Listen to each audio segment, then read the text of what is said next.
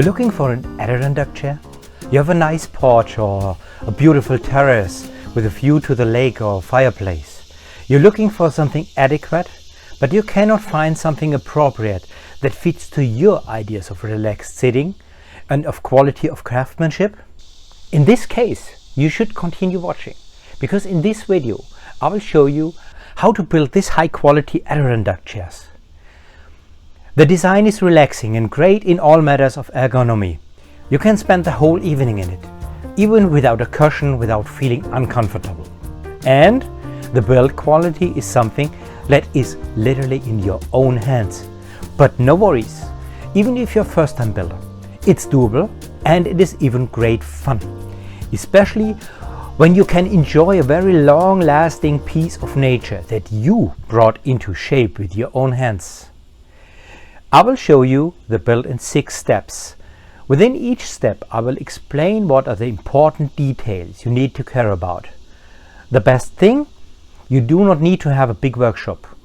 Some hand tools and a small area in your garage is enough. So come on and follow me through this great experience.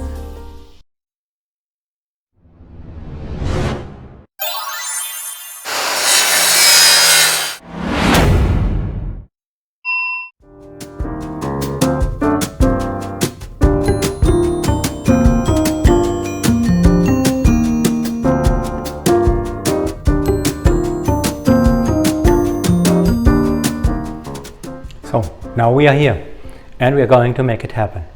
And there's not much needed to build this chair. It's mainly passion, and it's passion, and it is passion. And yes, a little bit of tools. As electric power tools, I'm using a drill, a jigsaw, a small edge router, and a track saw. I use cordless Makita power tools because of output and precision is okay, as well as the price. Besides, I can use the 110 and 240 volt environment only by having 2 different chargers. For the track saw, I stick with my light Festool, which does always a real good job, but is also on the very high end of the price scale. Other brands will do as well. But if you're using power tools on the very low end of the price scale, expect an output also on the very low end of craftsman's quality scale, even if you are a skilled woodworker. Whenever you plug a power tool, care about safety.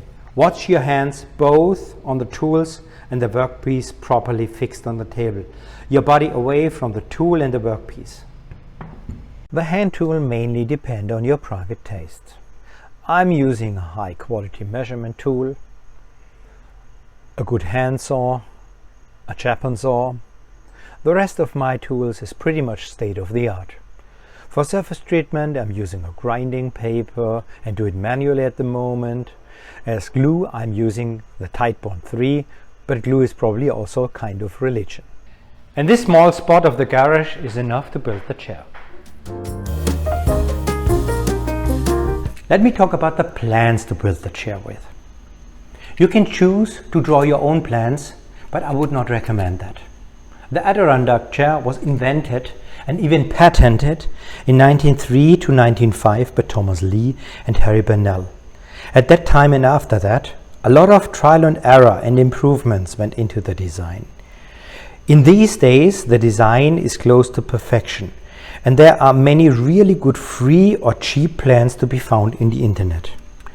I would recommend a design with a curved back and a curved seat. The number of slats should be high and the width should be small in order to guarantee a very good sitting comfort.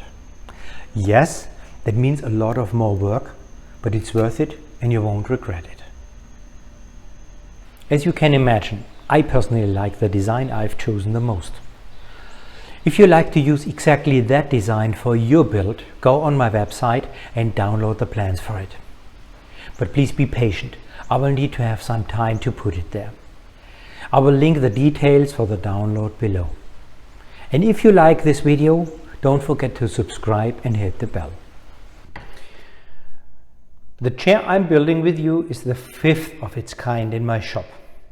If you plan to build more than only one chair, I recommend to build templates for all of the curved parts. You can use them to mark the parts on the board, but also as routing templates. That does not only result in repeatedly similar design of the chair, but also in a high build quality. You should make sure that the template is thick enough for the router bit and that the curves are smooth and round. This is much easier to achieve with a thin template than with a 1/4 inch of solid oak.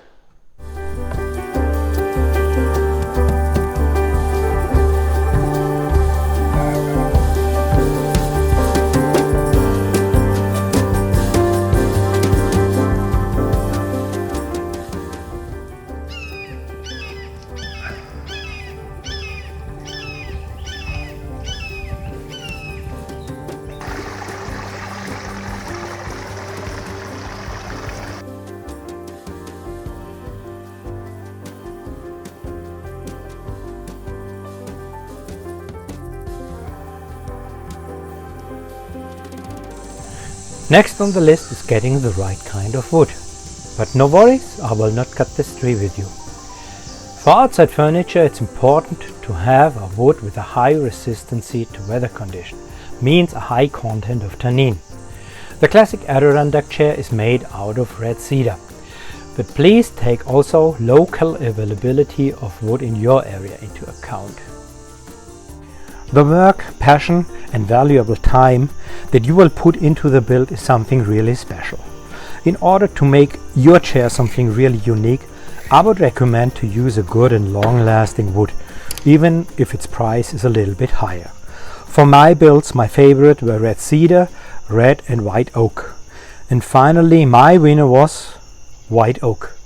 It's a very long-lasting hardwood, resistant against weather influence, good available in my region, but handcrafting and machining is not very easy. But the wood grain is pretty even for a modern classic Adirondack chair like mine. So let's get it started and get some wood.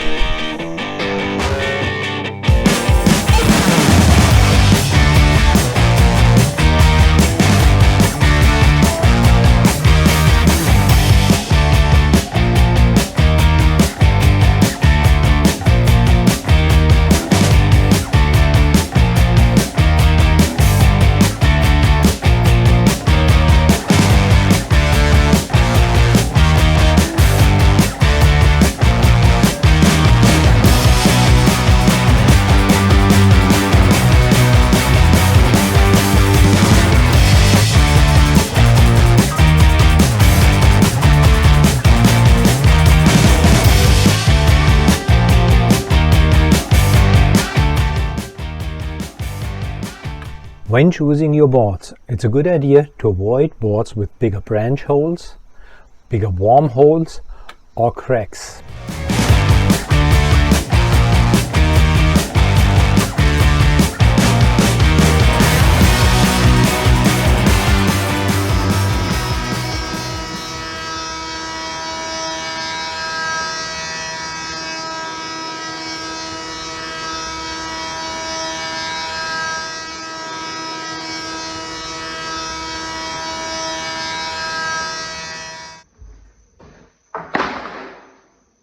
Three boards, 10 feet by 8 inch is enough to finish the project, even if you have defects area like that.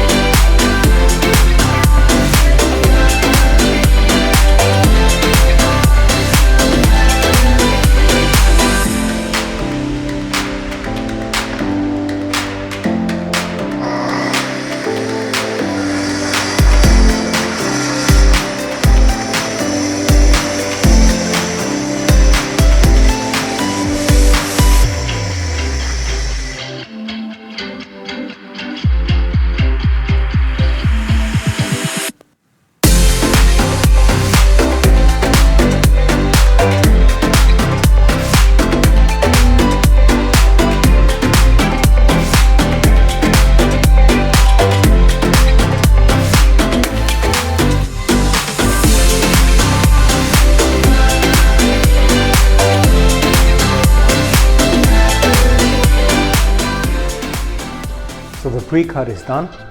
And what we have right here are all parts that are either straight or have a shape in the pre-cut, which is the two pieces of seat frame, the two front legs, the two back legs with this angular shape at the very end, the back stretcher, the front stretcher,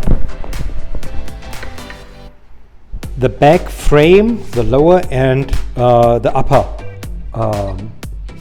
back frame, which still needs to have a jigsaw shape here in as well, which is the last step then for the pre-cut. The last step of the cutting operation is cutting the curved edges of the parts that have curved edges. Those are the two back frames, the upper, the lower, the two armrests and the two seat frames. To obtain this curved, smooth curvature on the edges, I'm using the template which I already explained. I copy its shape to the parts by using an edge router, and this small edge router is what I have at hand. Basically it's kind of misuse of this small tool because it's not made for routing this kind of volume. So therefore, if you have a bigger hand router at hand or even a stationary router, I would recommend to use these tools.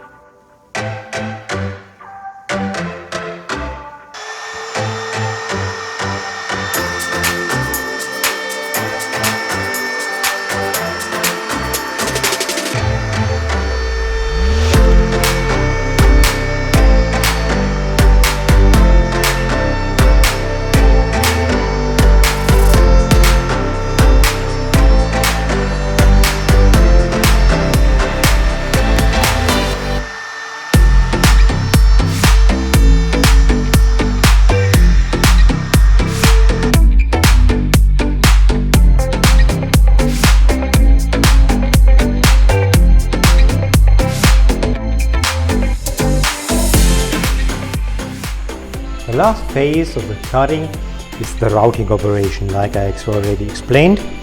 It's either copy routing of the curved area here in this area, or the edge routing, which I done in the last few minutes.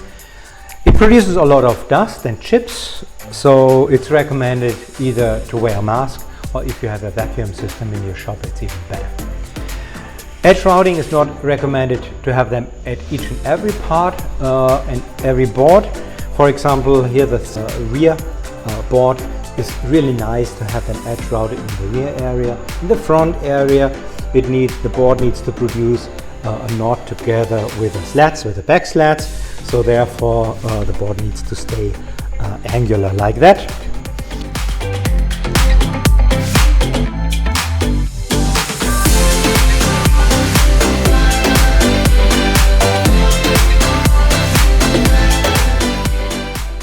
Let me resume. In this video I showed you the first phase of the build of this Adirondack chair. how to prepare the build concerning tools, plans, templates and the shop. What to take care of when buying the right kind of wood. And how to cut these boards into these pieces that are needed for the next step. The next step will be the assembly of these pieces into this solid frame. If you're interested in the assembly and the following steps, please stay tuned and follow me into my next video.